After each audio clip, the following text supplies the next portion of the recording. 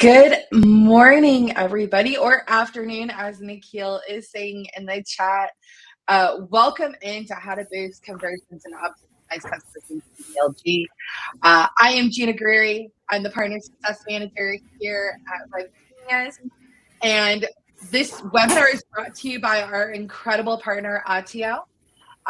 Today, we are joined by Matson, Jake, and Sam to go over all of this.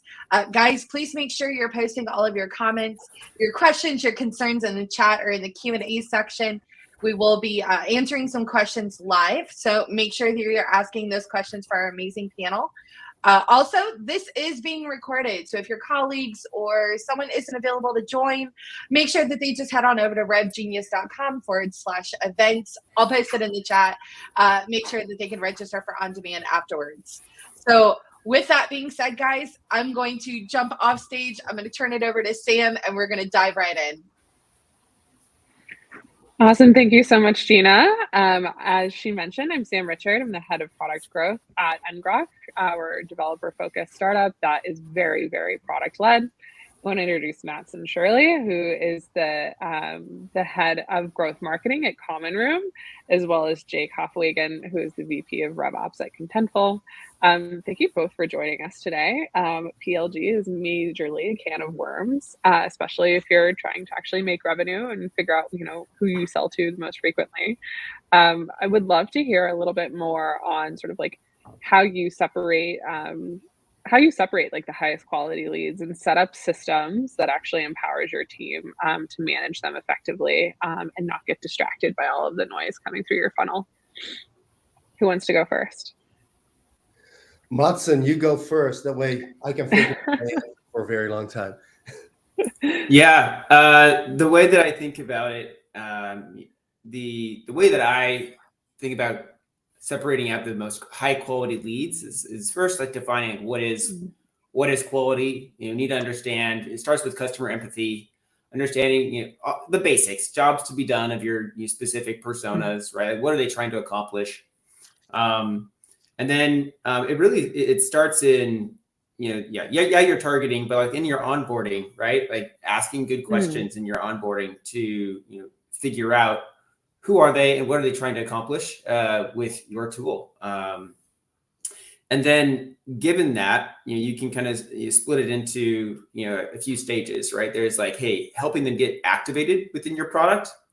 And then once they're to value, right, and they're experiencing value on a consistent basis, then it's figuring out, there's like essentially two paths to monetization from there, right? It's like there's the self-serve path often.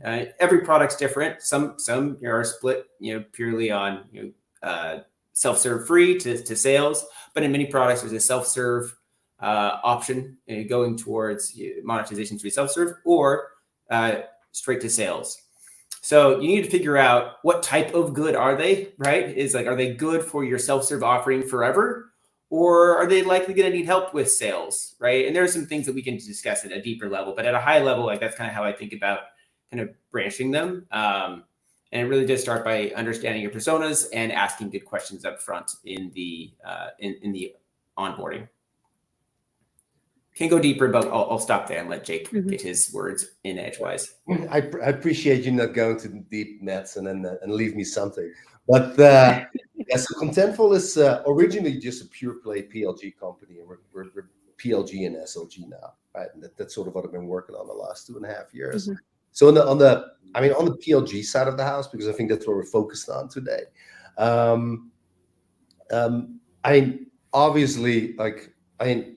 You have a high hand raiser, right? And we call that goes into our sales assisted motion. So they want to see a demo, right?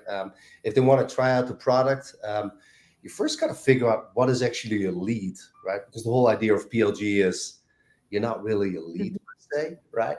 And so just like Matson describes, right? You have your sign-on moments, right? And then you have your are you a lead when you sign on or not, right? And then you have an activation moment, right? And then you have aha moments, right? And you have people starting to use the product consistently, right? And you have your in-product journey, right? And I think very much at Contentful, we think of it as if you are actively using our product, we'll just, we help you to go on your journey within the product.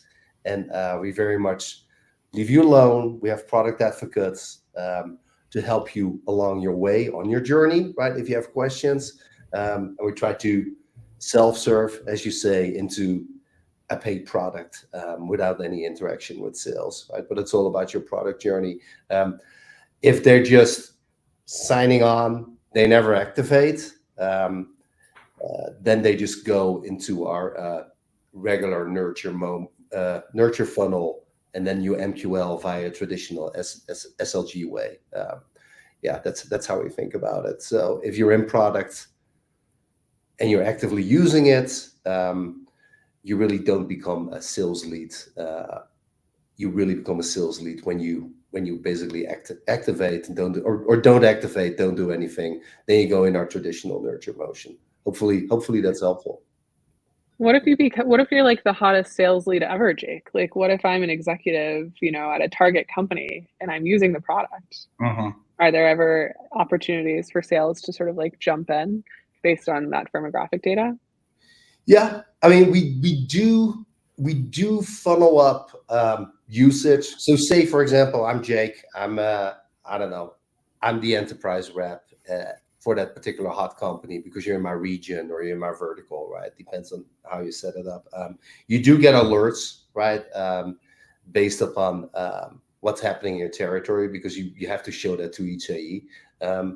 But chances are that if you sign up for our PLG funnel, you're self-serving, you're active in the product, chances that I'm going to turn you off are pretty high, right? You might do more damage than good, actually. That's what PLG is all about, right? Like if he wants to see a demo, he wants to talk to an actual sales professional. We know about it, right? But if people just want to play in the product, that's a good sign that they actually just want to have self-paced learning. Yeah. I would actually argue that if he's active using the product, awesome, right? It's all about pricing and packaging, and eventually you hit limits and you want to talk to somebody in order to make sure that you can get to the next version of the product. Sam, Jake, don't mind me. I'm just gonna butt in here for a second. The question you posed, Sam, was if we have an executive or somebody who looks like a real decision maker, within the buyer, persona set, and they're using the product, they step into the product and take a look, right? Is there an opportunity to bring in, a sales touch? And the way that I think about this is, there's a spectrum of signals that you would want to consider, and product signals is one set of signals. The challenge is identifying other sources of signals to pair, basic signal combos is what I like to call it, where you got first, second, and third party signals, where your first party signals are things like your product usage data. And that tells you a whole bunch, right? The telemetry that's available there. However, the game changes if you can all of a sudden know that same executive who was in your product was also hitting at the pricing page, or the executive who's in your product had some ops people hitting up your docs page or your terms of service, right? Or that's all first party data still, and that's all capturable through your website cookies and through other mechanisms and in your CRM. There's interesting things like, hey, the same executive is engaging with us on social or other things like that. Those are extra signals that give you more confidence and more context to reach out in a helpful, useful way. Because at the end of the day, to Jake's point, I agree that product-led growth,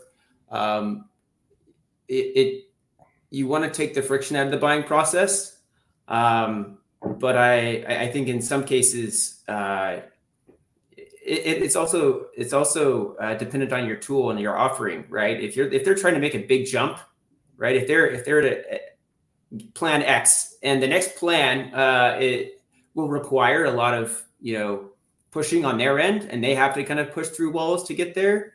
then maybe introducing a sales rep at that point in time, if there are other signals that are showing they're interested, is a good move. I've seen that work in some instances. I will say, caveat, you got to know your audience, got to know who you're selling to. But I would say that there is room for that. You just have to be thoughtful about it and how you design those triggers. Yeah, it's all about your own internal rules of engagement, right? But product-led growth, it's a term for a reason, right? It's not sales assisted. So you gotta, like, if that particular high-level individual is happily playing around on a product, he's active. Maybe he will talk to a product advocate, right? He's loading data in there. I'm quite happy to have him be in that particular spot, right? But if he's no longer active, he will end up into a marketing nurture funnel anyways. We'll MQL and we'll enter an SLG motion. But I do think it's a little bit bad practice if you have a PLG funnel and you start hitting up people right away. Like it's not the idea, right? Totally. Yeah. We've all seen those products where you sign up and you immediately get a phone call. Right. You've both spoken about nurture quite a bit. Nurture can encompass a lot of different things. Like, if you want people to take anything away from this webinar regarding nurture, what is it? Matson, you want to start first? Don't drop people into a quote unquote persona-based sequence and then just let it rip. It would be like that's an anti-pattern that I see. And I would almost go, maybe I will go so far as to say, like, don't just do that if that's all you have resources for. People get inundated with messages all the time, every day. And you want to show up thoughtfully, right, for your offering, and be helpful, not overwhelming, because you'll hit this, you'll end up in their spam at some point, inevitably. That's where all bad email and onboarding goes. So that's an anti-pattern, I'd say. Instead, this is where your product instrumentation, and honestly, across both your product and your go-to-market, instrumenting things such that you know where the hiccups are, where the landmines are, and you are there to help them through those. And you also are you're instrumented in such a way that you can identify when people are succeeding, right? You're encouraging them right after those moments. Make sure you show up for those moments. So I would focus more so on identifying the key stages of success. And obviously, success isn't linear. It's not simple. But try to start out by identifying that happy path and make sure that you're helping them through that happy path. And if you can tell they're not hitting those milestones that you know are, or you hypothesize are critical to success, that you're there to help them move along that path. I'll pause there. When you say nurture, do you mean like the actual customer journey in your free? I'm asking you to define it, Jake. You talked about putting folks in nurture if they were using or if they were not using the product, which to me sounded like sales outreach. But how do you define nurture? Yeah, that was old school nurture, basically, right? So nothing really happened. This person signed up for our product. They're no longer active in it. They abandoned us, and so I think there are two ways to describe nurture, right? One is the nurture of a prospect in your PLG journey, right? Your customer journey or your buyer's journey, so to speak, right? And the other one was really an old school sort of, like they go into a nurture program in say a Marketo or whatever it is, but that used to be like you get like 4 emails a year basically, and finally if you click on it, then you might MQL again. I think that doesn't resonate anymore, right? Like I think if we talk about that specific type of nurture, it's more about community-based programs, right? And community-based marketing is huge, right? Especially in the PLG world. Sure, maybe a little bit of email, more webinar invites, customer showcases. Hey, look what these people built on top of Contentful, and see how cool that is, and like actually meet the developer, right? There's a lot of that. That would be our nurture motion, basically. Yeah. Okay. Because we aspire your nurture motion to be correct. Yeah. Does your nurture motion change based on the customer or user profile? It should.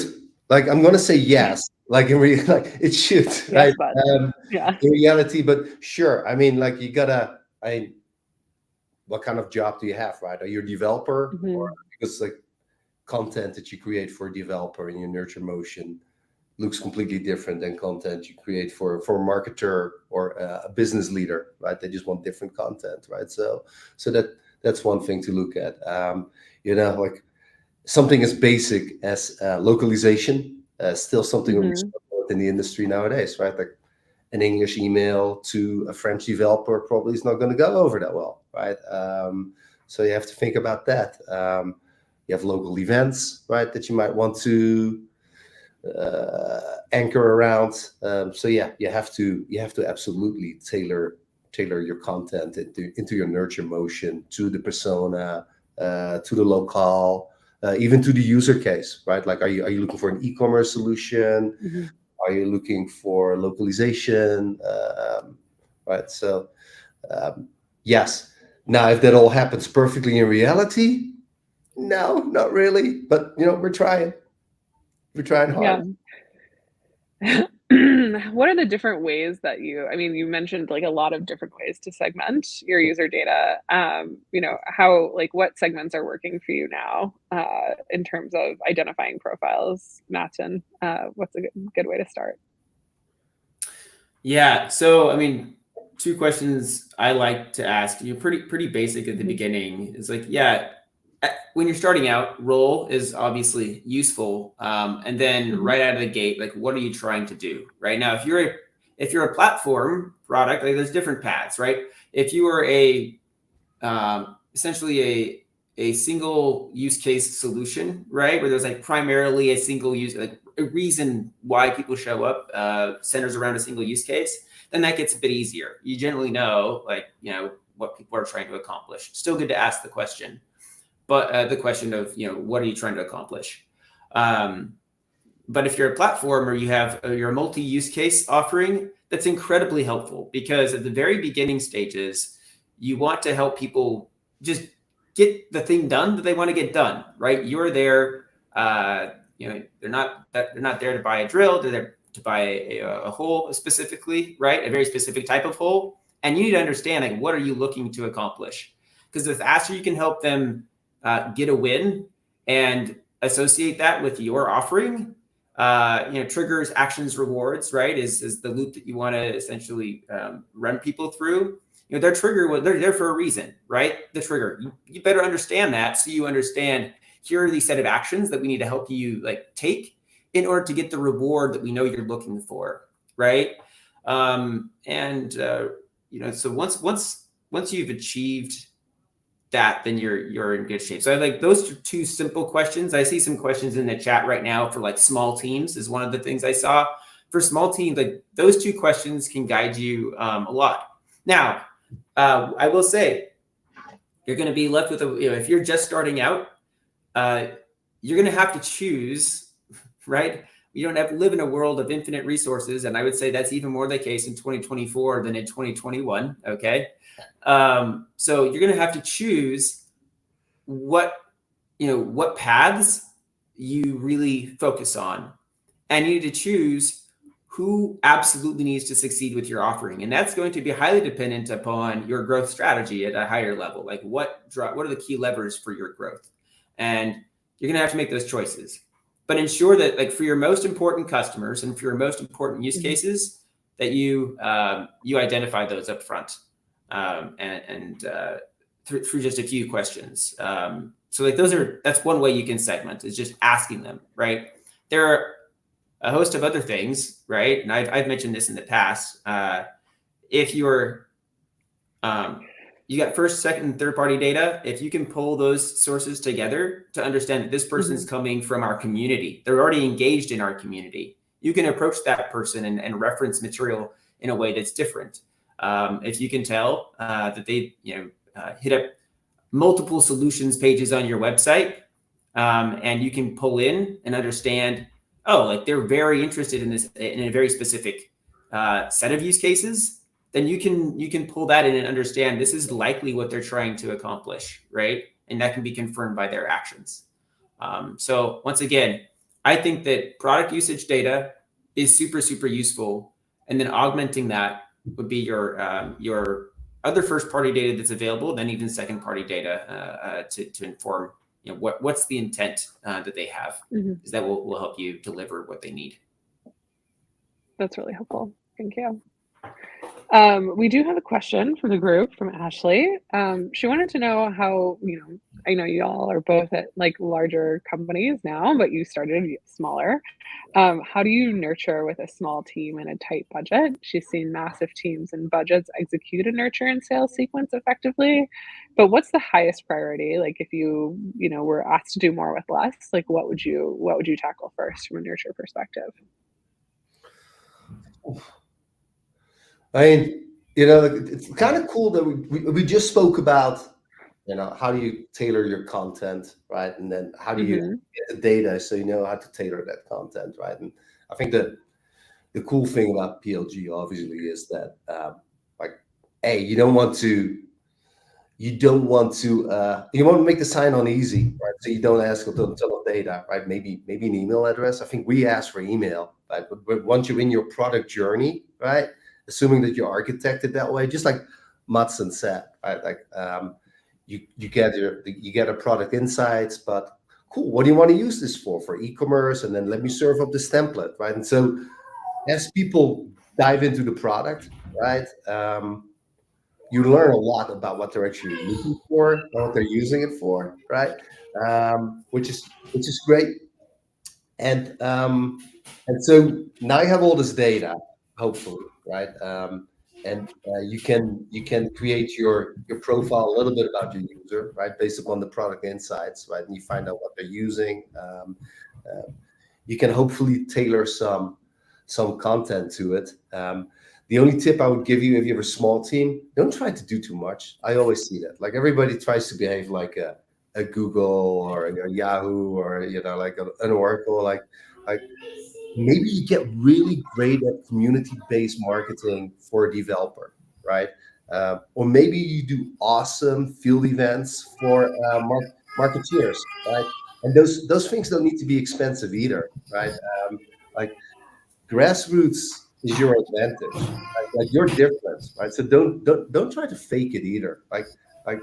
And the best events and the most memorable events are like having beers, in office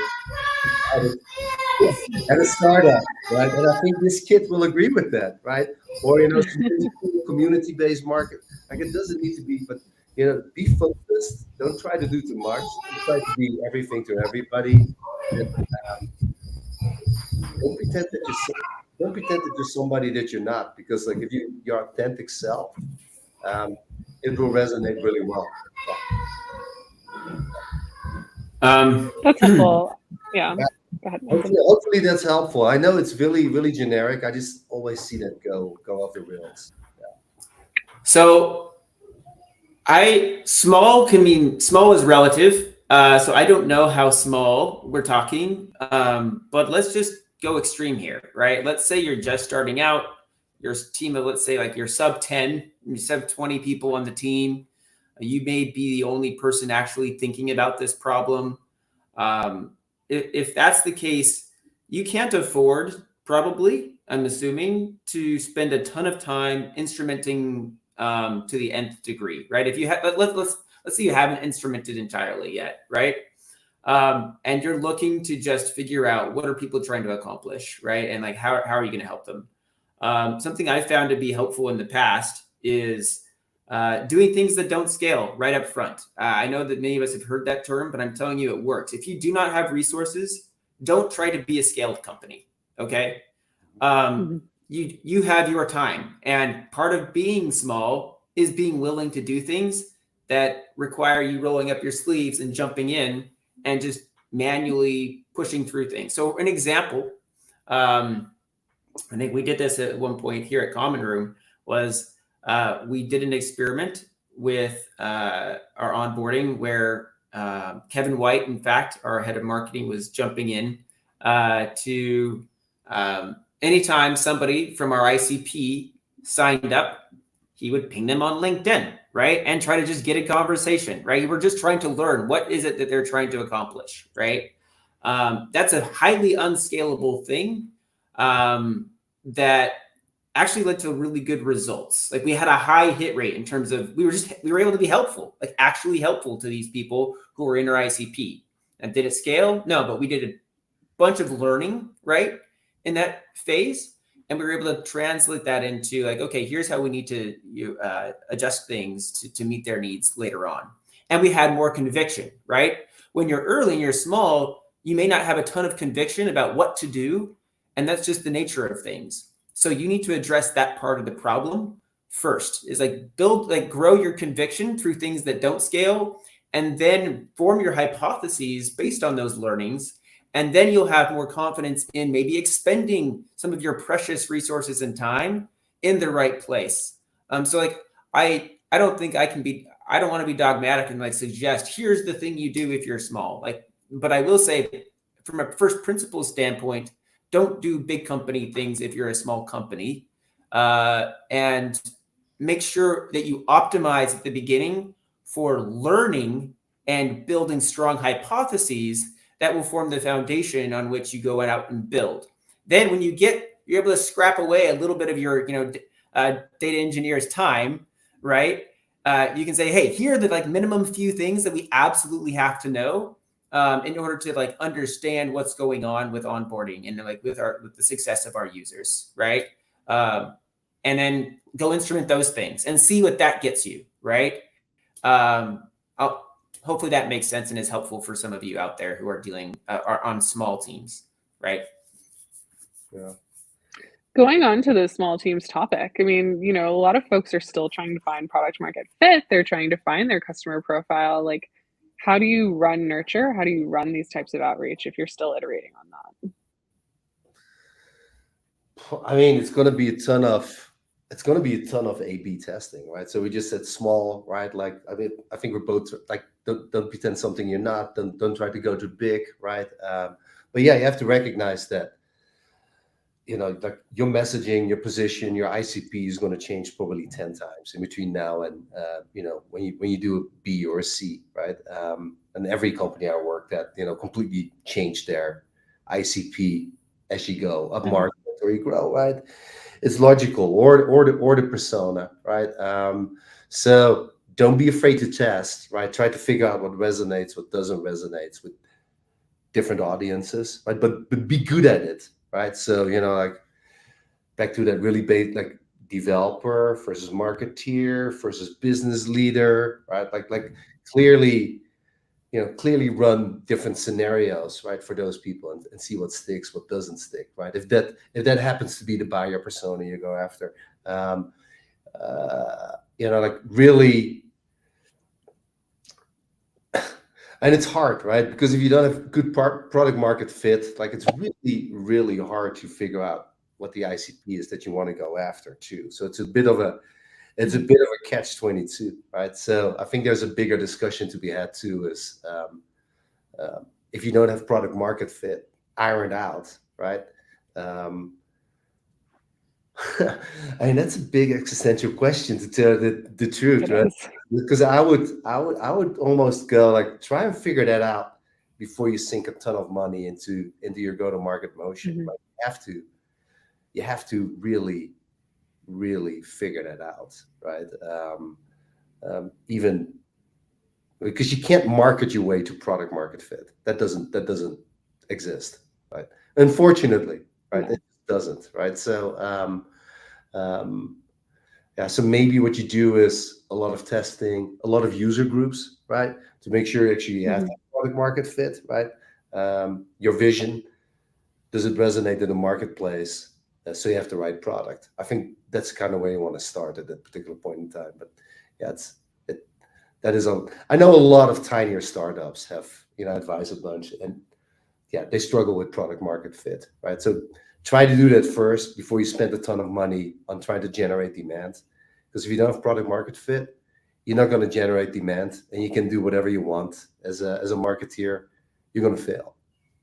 You're never going to be able to succeed. Yeah. Yeah. Yeah. I know that sounds dark, but I'm sorry. Yeah. No, that's fair. Do you think you can find, like, you can use self-service to find that level of traction, or is it really coming from like hands-on? Yeah, I think you can, right? I mean, one of the cool things about that's a you're leading the witness here. But that's yeah, the cool thing about PLG specifically in self-service, like if you have awesome engineers, right, you can get your product there pretty quick. And the power of PLG is people are in the product, right? You see quickly if something resonates. If it doesn't resonate, yeah, you could, right, until you actually get that particular product market fit. Yeah, yeah. So I would say that the answer, yeah, Jake, that's really good. I think first off, you got to get out of your own head. Jake's alluded to this. Get out of your own head. You got to go talk to people. So part of this absolutely is a human to human conversation.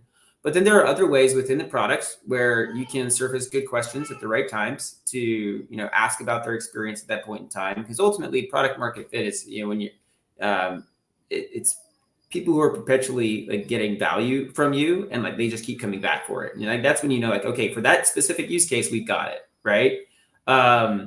So like keep an eye on that.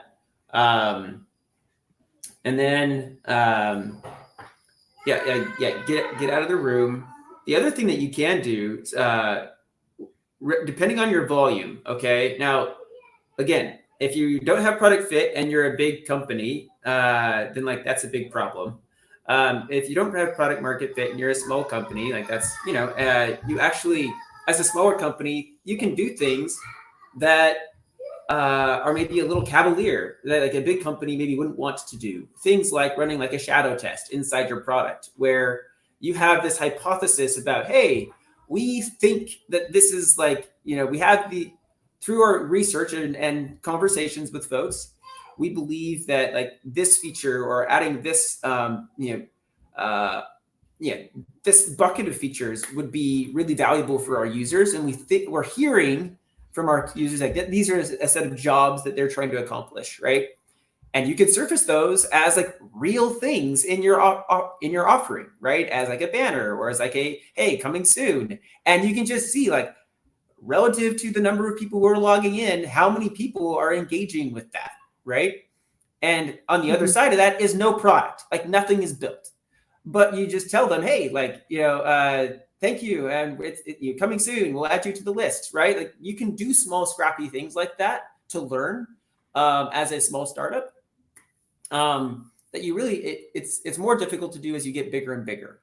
You got to manage those expectations, and then all of a sudden there's confusion. Like, look, you're in a state of confusion when you don't have product market fit. Like you're trying to get rid of that as fast as possible. And so, yes, like you can use hopefully you've got a decent amount of volume in there so you can get some fast feedback, real feedback on, and take that back to the team and say, look, a large percentage of our audience, at least with their feet or their mouse clicks, are showing us that they want to go in this direction, right? And this also aligns with the research that we've done. Once you have that qualitative and quantitative feedback, you can move forward with more conviction on that path to what you believe will lead to more product market fit, as in better retention metrics, more people getting activated, more people sticking around, and ultimately a bigger, more people converting to your paid offerings. That's helpful. I like that a lot, and I feel like people don't love PLG because you don't necessarily get to talk to every user, but I think that's like a really great hybrid idea. On like sort of a more contentious note, like when you're trying to find an ICP and you're having this like self-service motion, how do you know when your users are successful? Like, what are some of the metrics that you use? And like, what does it even mean to be successful if someone's converted when you don't really know what your ICP looks like yet? Whew. All right, Matson, you took the first questions at the beginning of this, so I'll try to take a stab at this. I mean, how do you know if you're successful, right? In essence, that part I don't think is that hard, right? In a PLG motion specifically, like Matson talked a lot about registrations, sign-ons, aha moments, right? Go Google it. Like, is a customer are they expanding, right? Are they inviting their friends at their company or their coworkers into the app, right? Is a great sign, right? Are they then getting active, right? Are they downloading white papers? Maybe they start to participate in community channels, et cetera, et cetera. Usage and adoption tells you a lot, right? And so in a PLG motion, you should be able, well, it depends on your product, but I assume everything's hosted, right? Like, you should be able to measure and track that, right? And you should be able, together with the help of firmographics, have a pretty good sense of who you're talking to, what they're using it for, where they're located, what their industry is, right? All that kind of stuff, right? What their persona is. I think if you're early on, what you'll see is, and if you're lucky, you see a concentration, right, of a specific persona, a specific industry, right, or not, right, and then it becomes a little bit difficult, right, because then it's going to be harder to try to figure out what your ICP is or should be. But I mean, there's always, look, in between personas, right, in between use cases, right, and I think use cases is something that's a little bit, like, use cases to me is where it's at. Like, are you using this for e-commerce? Are you using it for content management? Like what are you using this stuff for, actually? You'll find nuggets to figure out what your ICP is.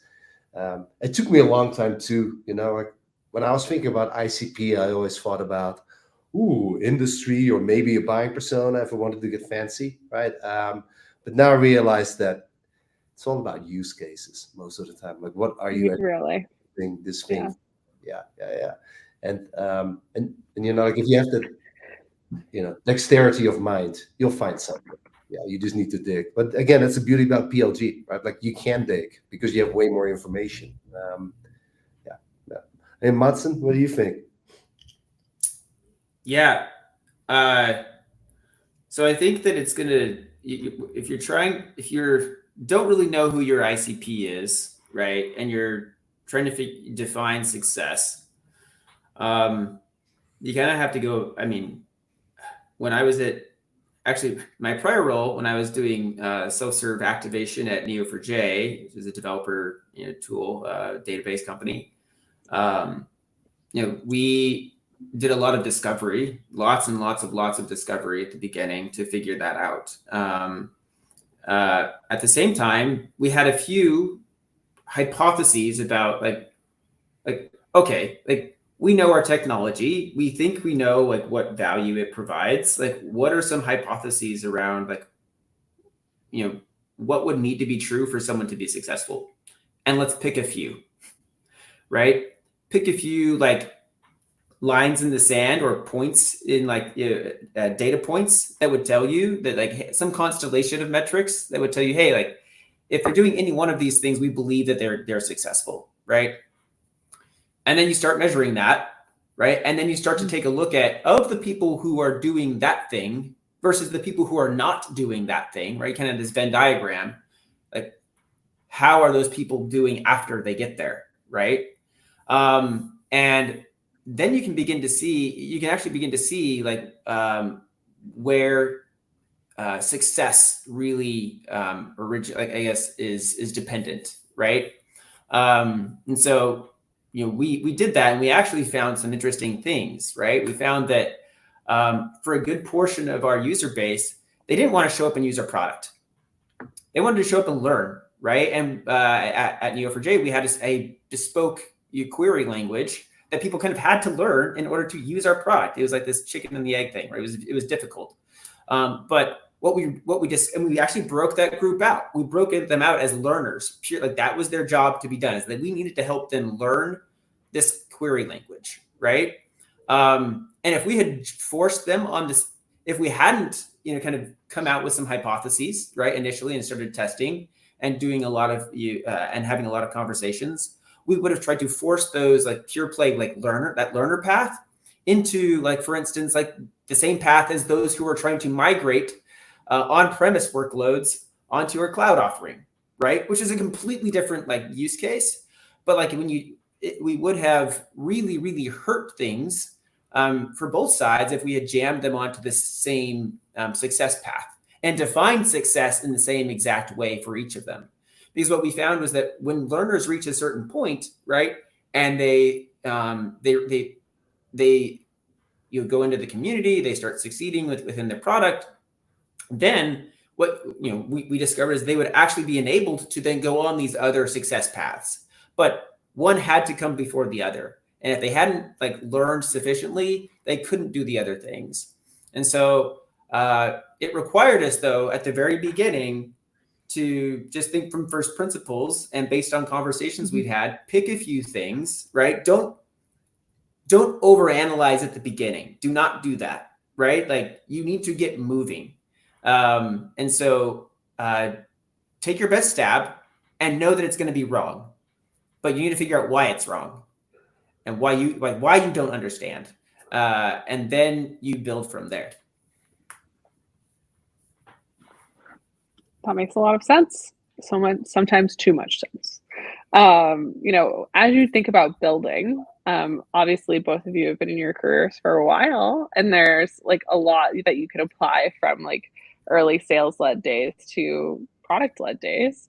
Tell me a little bit more about like the concept of marketing qualified leads and how they differ from product qualified leads for you individually, and sort of like whether or not you've come full circle on that idea since you've started working more in like a product-led organization.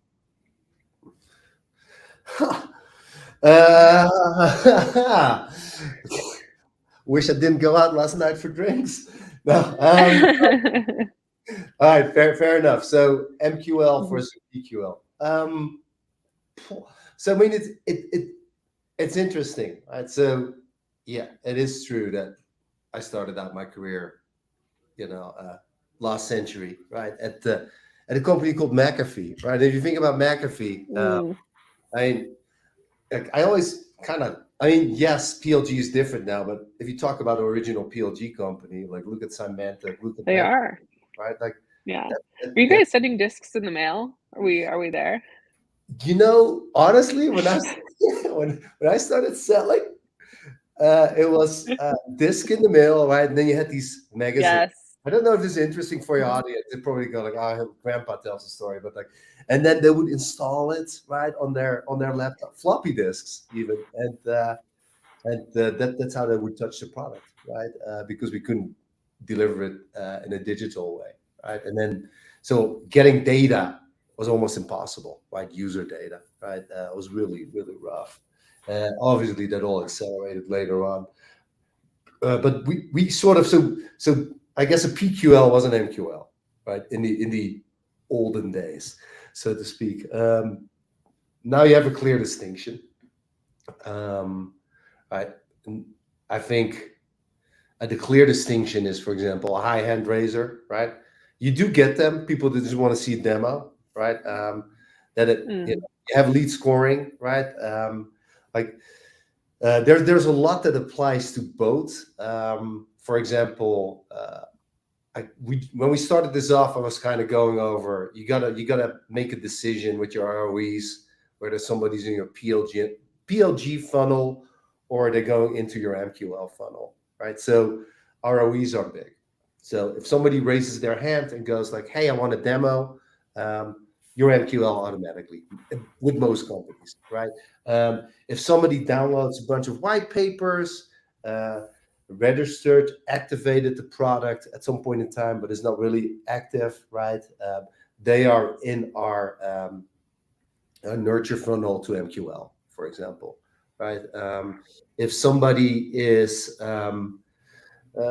just in their product journey, right, and they're active, but they don't move from free to paid self-serve, if that makes sense, right? Then at some point in time, you have to PQL them, quote unquote, basically, and get an actual human involved, right? But you have to have the ROEs, right? So maybe this is after like 6 months of activity, right? And that's when you actually start reaching out proactively. So there are all these, I know it's a dense, but there are all these little journeys, right? So so no longer in the product, right? Regular nurture motion in the product, still in the product, but not upgrading to paid product. Like eventually, you need to have a little bit of sales-led motion there, right? In the product, active, ideally upgrade themselves, right? Great. In the product, active, self-serve to our first paid product, right? Then it becomes sales-led because then you want to have an enterprise product. But it's all a pricing and packaging exercise too, right? Which is the art of and packaging. You need to have really good pricing and packaging people in PLG. Like I have a completely new because I'm an SLG guy by nature, right? So this PLG stuff sort of showed up later in my career, right? But you got to be really super good about entitlements and because that's what's going to drive your revenue in PLG. Yeah, hopefully that was helpful. Yeah, but there's so many. So ROEs, clear paths, sketch them out. Yeah. So I have a perspective on this that I just see qualified leads. I don't see any other suffix there. P, M, C, whatever.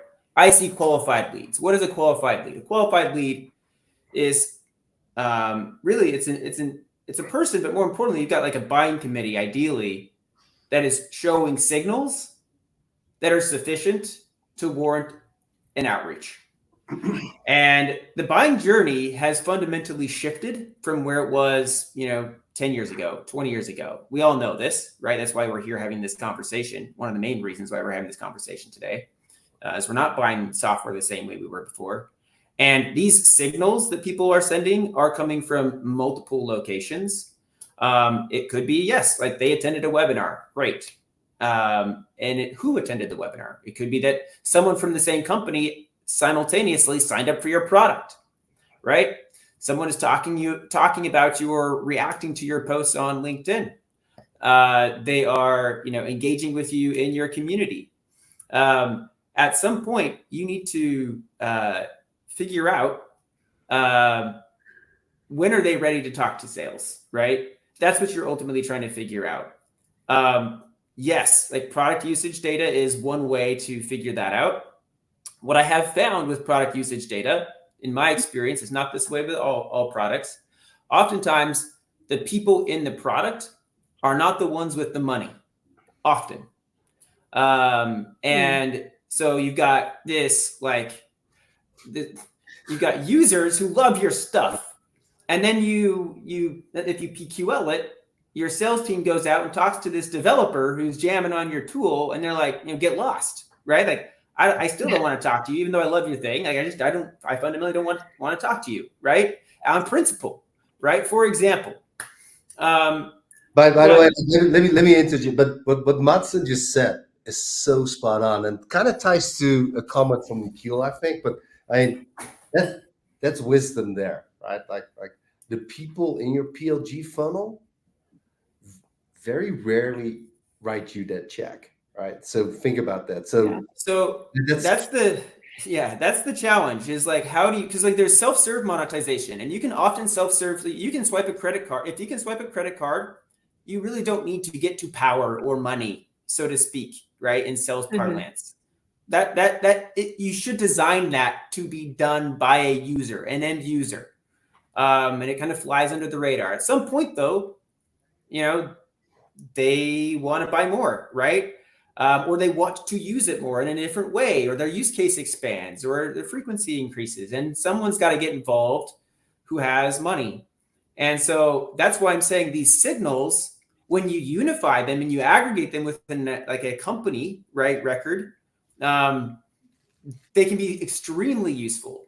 So for example, I think I brought this up earlier, but knowing that you've got users in your product, but then you've got a champion you've got somebody with a director plus title, head of, VP title within the, I guess the org that you would sell into. Let's say they start interacting with your CEO's posts. Is that interesting to you? It's interesting to me, right? They start, or they join a webinar, right? They do something that is more akin to what they would do to engage with you, right? So I would, what I'm seeing is there's a desire to kind of unify these types of signals so that you can truly just treat things as qualified leads, and that qualification can be informed by multiple types of signals. So that leads into my next question. So thank you, Matson. Jake and Matson, you've both spoken about like the squiggly lines it takes to get there, and sort of like all of the tracking that's required. Revenue operations is losing their minds over all of these patterns. What's your stack? Like, what's it look like today? Our stack at Contentful we're a little bit larger now, right? Like close to 200, right? And so we went sort of what you typically speaking, A, B, frugal, right? C, D, money starts flowing, right? Everybody buys their own little product, right? And now we're sort of F, and we're trying to like get some more structure back, right? And stop spending money like crazy on software that doesn't get used, adopted, and everyone is. Yeah. So on top of the funnel, we got the usual, right? We got the demand bases, we got the Zoom infos for firmographics, we got Marketo, right, for nurture, we got lean data for lead routing, a couple of other more niche tools basically for enrich, like we got Lucia, we got Salesforce, we got Lavender. You can sort of like every stage of our funnel as a tool, right? But what we did spend a lot of time on is standardizing at least one data vendor, right? So sort of for consistency. Yeah. So I think that has been good. Yeah, I can go over my entire stack, but per stage, but I'm not like. But when you say data vendor, like, does that mean everything is going into like a data warehouse? Yeah. We are trying to create one source of truth for data, right? I think that's super important. Nice. Just for your analytics, right? But yeah, no, we got, we got Chorus, we got Outreach for cadencing, right? Like, and every step, it makes sense to have a tool for every step. I think where the market is right now, specifically on top of the funnel stuff. And we got PLG platform insights as well, and product insights. But we also, the nice thing about a PLG company is that you have pretty good data yourself, right? Right. Product, right? You just need to figure out a way to visualize it, right? But obviously that's very big for us, right? Telemetry, product metrics, and serving up to our sales organization. But yeah, we are trying to standardize and simplify. And I think the market is also, right now we're on the cusp in the general market of seeing huge consolidation in all these point product apps, like sales intelligence or sales productivity tools, right? That's all going to consolidate, right? Like you're going to see a forecast app that also has like email cadencing, right? That also has conversational. As a matter of fact, it exists, but it's gone right now, right? Like it's all going to consolidate, right? Like even with the data vendors in the end, I think. And I think we're starting now. So I'm excited about it because personally speaking, sick and tired of managing 100 vendors or something like that. I'm good. Like consolidate, please. Yeah, absolutely. How about you, Matson? This is a place for you to plug. Yeah. So in the past, I'll say in my past roles, I'll give you a before and after, right? Before I was at Common Room, we used Segment, we used BigQuery, for the data warehouse. Segment was primarily porting data, our first party data around, just making sure that it got to all the places it needed to go. We plugged in Salesforce, we plugged in Marketo data. That was a pretty good world. And honestly, like for first party data, Jake, it sounds like you guys have your first party data pretty well organized. I think there is a stack that has emerged that helps with that very well. And it was at Common Room, we still use, we got Snowflake, we got Census, High Touch, like we've got products especially for our first party data, we're pushing our data over there. Yes, we're on HubSpot for our map, Salesforce for our CRM. So yeah, we still have some tools. The challenge though is that these tools, they sit in silos. They silo your identities, right? These people, that's part of the promise of a tool like Segment is like your first party identity. Like you can kind of create this like single identity for at least for your first party data. The challenge is that like as soon as they go, you get signals off of outside of first party, right? Whether that's looking at dark social things like community and actual social platforms, third party data. You lose sight of the identity chain is broken, and then you can't. If the identity chain is broken, then you can't unify the signals that tell you like that an organization is ready to move forward, for example. And so shameless plug, like that's what we use Common Room for, is all of this data, we plug it into Common Room. And with, simply put, Common Room, we pull in all of your signals across first and second and third party.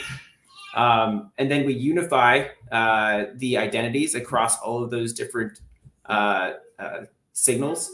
And then we empower. One of the big problems is we've identified is that historically that data lives in a data warehouse and it's usable by data scientists and data analysts using SQL queries, but it has never really been jailbroken for